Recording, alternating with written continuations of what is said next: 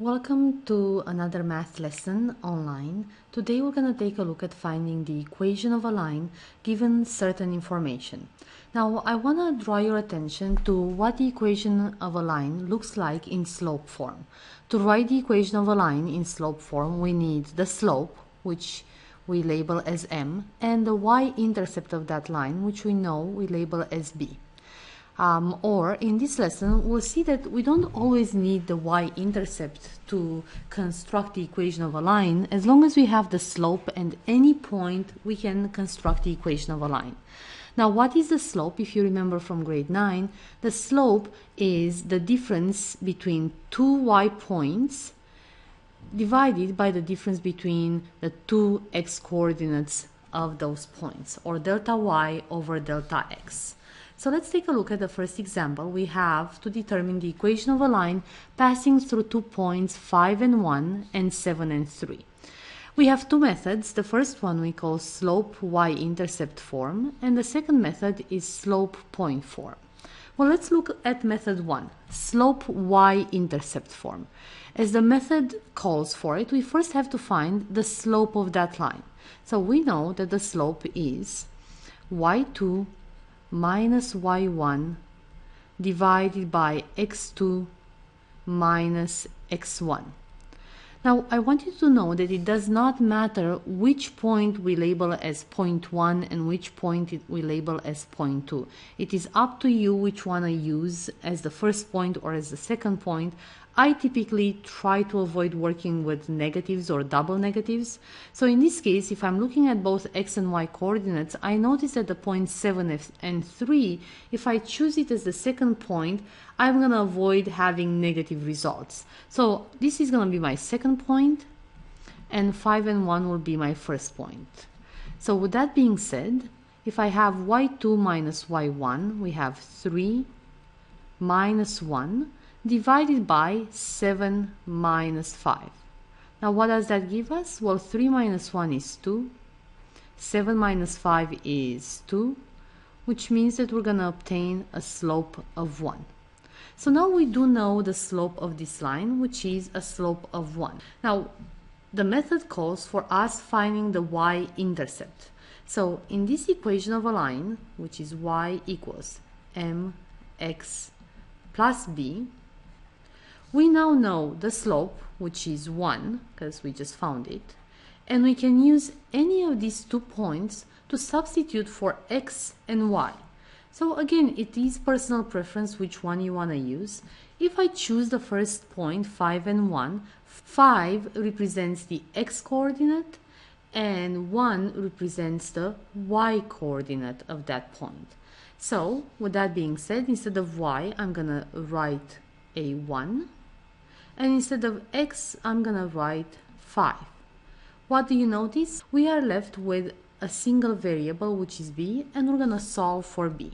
So we have 1 equals 1 times 5 is 5 plus b, which means that if we subtract 5 on both sides, we're going to have 1 minus 5 equals b, or negative 4 equals b. And we found the y-intercept of that line.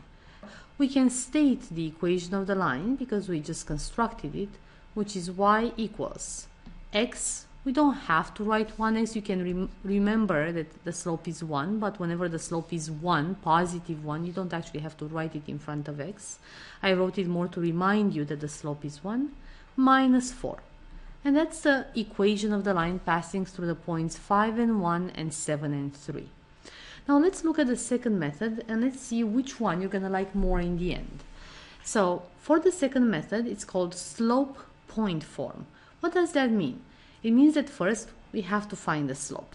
Now we're lucky because in the previous example we did find, in the previous method, we did find that the slope is 1. So we know the slope is 1.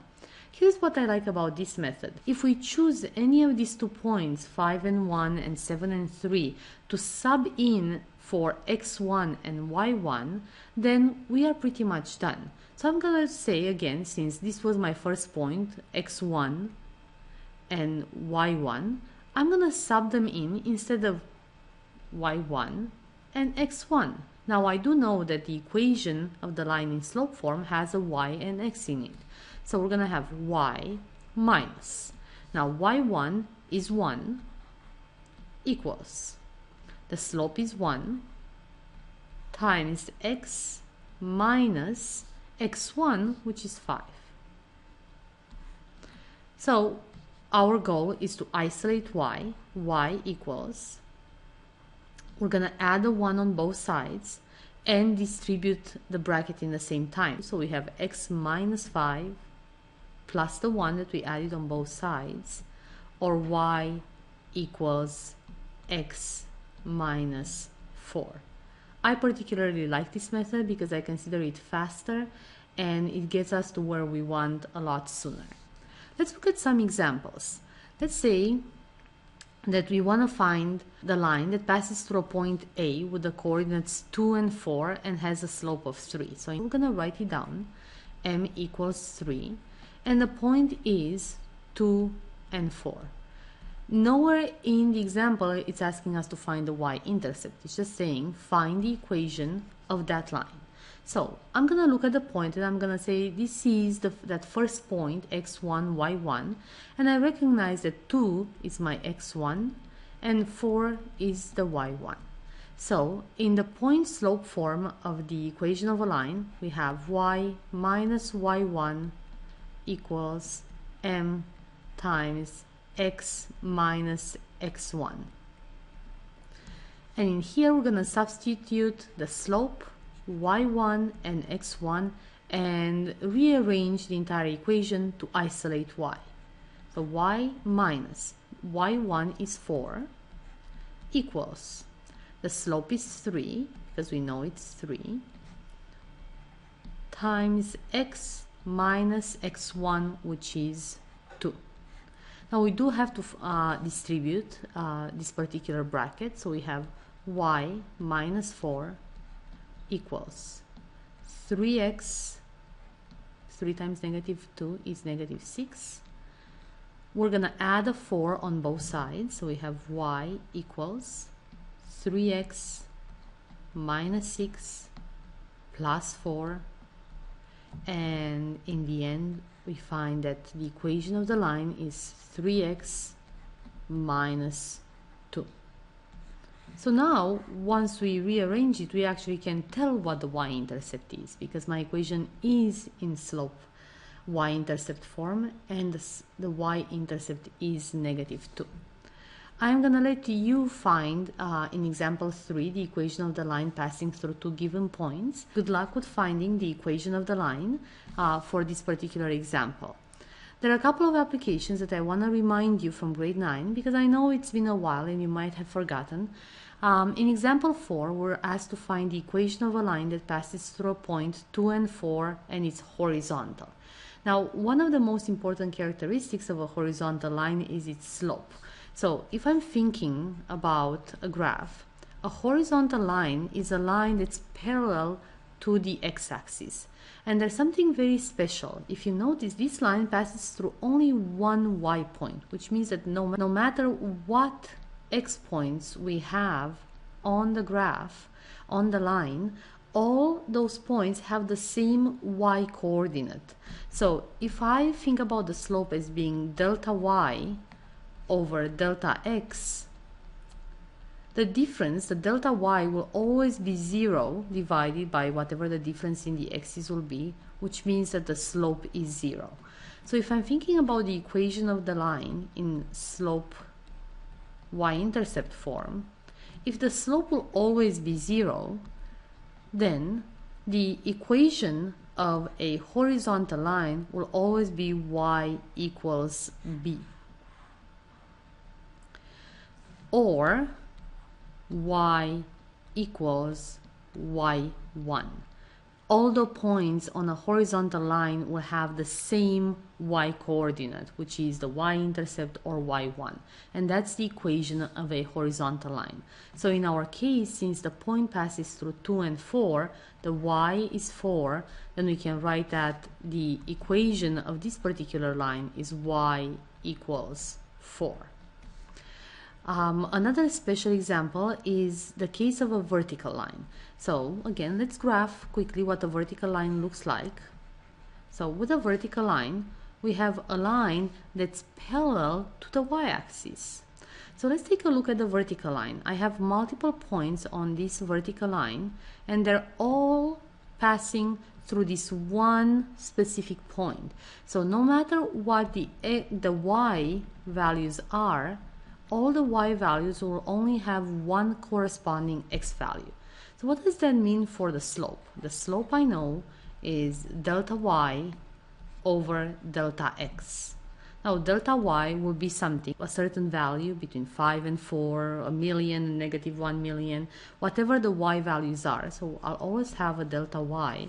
However, because the x coordinates are always the same, delta x is 0. And since we know, at least in grade 9 and 10, that we cannot divide by 0, we say that the slope of a vertical line is undefined.